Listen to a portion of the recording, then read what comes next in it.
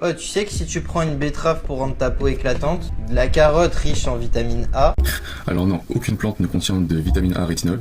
Aucune. Elles contiennent des caroténoïdes, donc dans notre cas c'est la bêta-carotène en grosse quantité. Et en plus de ça, c'est pas un nutriment essentiel. Techniquement, on peut convertir la bêta-carotène en vitamine A, mais le ratio il est extrêmement faible et en plus ça concerne pas une moitié de personnes qui n'arrivent pas du tout à le convertir. Donc si tu veux une vraie source de vitamine A, t'as la viande et principalement le foie de bœuf. Bon, il y a pas mal de choses à dire sur cette vidéo. Il dit qu'il n'y a pas de vitamine A dans les carottes et pour le coup il a raison. La vitamine A, d'où son vrai nom, le rétinol, n'est effectivement pas contenu dans les carottes et comme il explique, c'est effectivement des bêta-carotènes, un précurseur de la vitamine A. Donc ce point-là est juste. Par contre, sur ses autres propos, il y a des choses à dire. Il nous dit que techniquement on peut convertir la bêta-carotène en vitamine A. Ensuite, il nous dit que le ratio est extrêmement faible. Oui, il est plutôt faible, mais vous allez voir que c'est pas si important que ça. Du moins pour la carotte, parce que c'est le sujet de la vidéo. Pour rappel, le repère nutritionnel de la population est de 550 microgrammes par jour, bien sûr. Et il faut savoir aussi que 1 microgramme de rétinol est égal à 12 microgrammes de bêta-carotène. Donc ouais, là effectivement, tu peux te dire, il en faut 12 fois plus, ça va être un petit peu la galère. Sauf qu'une carotte contient en moyenne 8300 microgrammes de bêta-carotène. Et donc ensuite, si tu le divises par 12, tu as 692 microgrammes de rétinol. Donc en gros, 100 grammes de carottes suffisent à couvrir 92% du repère nutritionnel moyen. Donc, même si le ratio est de base pas terrible, et ben au final,